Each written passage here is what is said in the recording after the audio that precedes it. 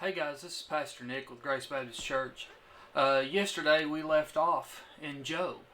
We had covered the first chapter and we saw all the turmoil that Job went through with losing his camels and donkeys and cattle and sheep, all of his servants, and all of his children. So let's continue the story and we'll look at least the first 10 verses of the second chapter and just kind of see where God takes this. And again, in the first verse of the second chapter, the sons of God come before God, and Satan was with them, just like in the last chapter.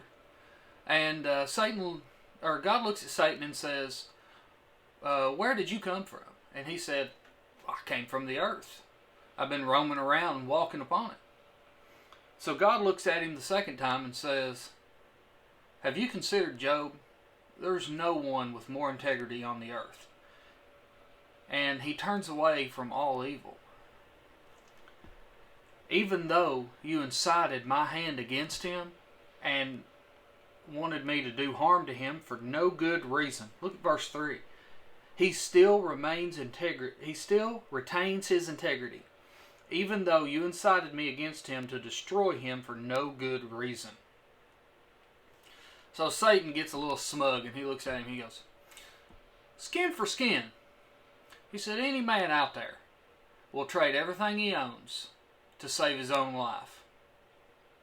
He said, I guarantee you that if you reach out your hand and you mess with his flesh and his bone, then he'll curse you to your face.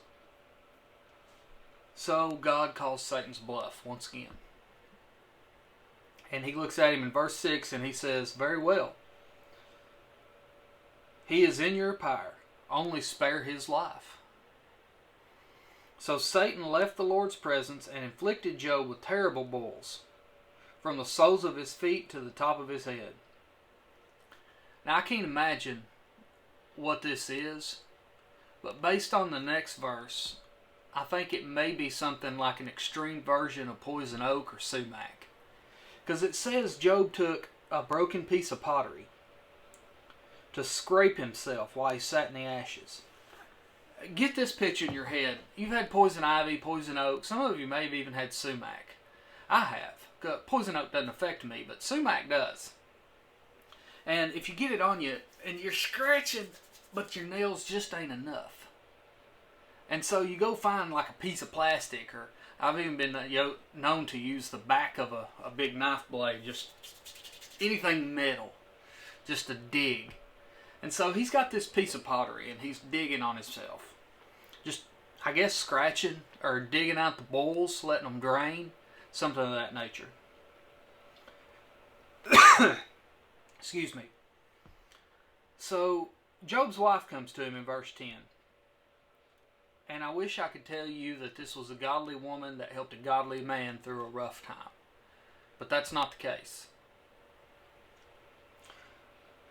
His wife said to him in verse 9, "Are you still holding on to your integrity?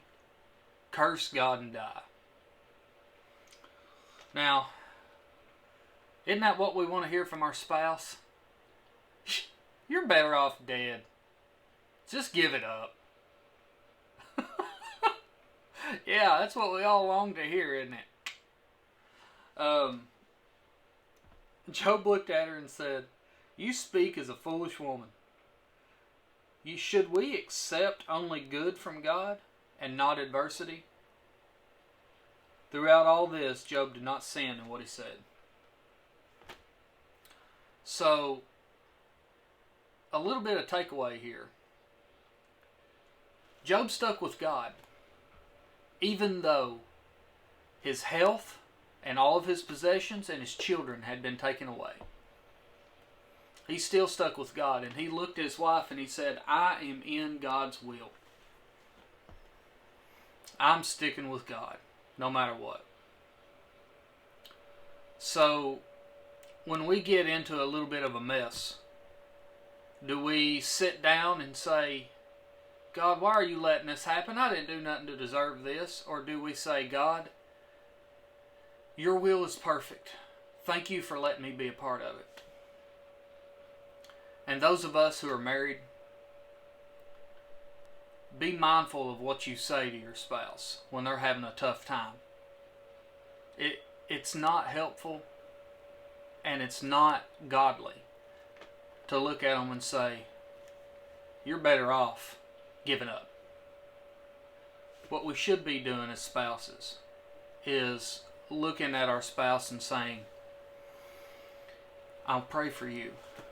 For some reason, this is what God had in store for you. And I'm going through this with you because we're married. So we just need to pray for God's guidance on how to deal with this situation. Now, we're not perfect. I'm not, you're not.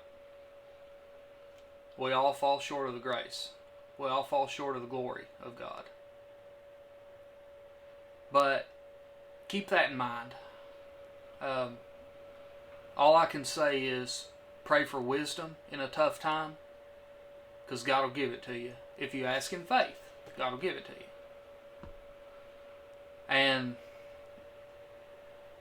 be there for your spouse if they're going through a rough time. A little food for thought, guys. Be safe, be healthy. I look forward to the next time